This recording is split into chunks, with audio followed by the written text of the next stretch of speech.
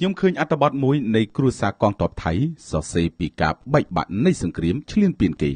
តាមប្រភព Facebook មួយមានឈ្មោះជួនច័ន្ទភិរុនបានបកប្រែក្រៅផ្លូវការស្ដីអំពីការសោកសៅនៅក្នុងគ្រួសារកងទ័ពសៀមដែលបានធ្វើសកម្មភាពឈ្លានពានមកលើប្រទេសកម្ពុជាដោយការសរសេរនោះបានរៀបរាប់អំពីការឈឺចាប់របស់បងប្អូនខ្មែរសុរិនដោយបានរកឃើញចរិនហៅតុលាកាលពីយប់មិញនៅវេលាម៉ោង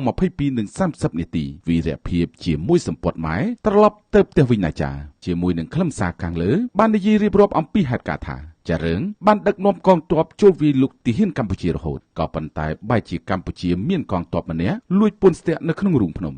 នៅពេលដែលចារឿងចូលទៅកាន់តំបន់នោះកងទ័ពកម្ពុជាក៏បានលួចបាញ់បកត្រឡប់ទៅវិញបណ្ដាលឲ្យមានការបាញ់តតាំងគ្នាបែបប្រជុំមុខដាក់គ្នាជាចុងក្រោយចារឿងបានបដូរជីវិតនៅត្រង់នោះដែលមានកងទ័ពពលីទាំងអស់ក្នុងនោះក៏មានចាវើយផងដែរភាគីកម្ពុជាមួយខាងទៀតមិនព្រមចោះចាញ់ហើយធ្វើការសងសឹកទើបបង្កឲ្យមានការបាញ់បោះគ្នាយ៉ាងខ្លាំងម្ដងទៀតមិត្តភ័ក្តិទាហានជាច្រើនអ្នកបានពលីនឹងរងរបួសហើយខ្លះទៀតត្រូវបានដកទ័ពថយសិនហើយនៅពេលដែលមកដល់ទីតំបន់សុវត្ថិភាពហើយក៏ឆែកចំនួនទ័ពក៏មានអារម្មណ៍ភឹតភ័យស្លុតជាខ្លាំងព្រោះទាំងចារឿងនិងបងប្អូនទាហានជាច្រើនអ្នកទៀតបានបាត់ខ្លួនពួកគេត្រូវរងចាំទាំងការជិះចាប់អស់រយៈពេលជាង24ម៉ោងទើបអាចសម្រុកចូលទៅយកសាកសមចេញមកបានអ្វីដែលមានការខ្លោចចិត្តជាទីបំផុតនោះគឺនៅពេលដែលរកឃើញសពរបស់ចរិនកាលពីវេលាម៉ោង 10 កន្លះយប់មិញនេះគេបានឃើញថានៅដើមដៃរបស់គាត់គឺមានចងជាប់នៅសម្ពត់របស់ម៉ែដែលវាគឺជាគ្រឿងស័ក្តិសិទ្ធិនិងជាតំណាងឲ្យចិនដែលគាត់តែងតែបានដាក់តាមខ្លួនដើម្បីរំលឹកដល់អ្នកម្ដាយជានិច្ចនៅពេលនេះ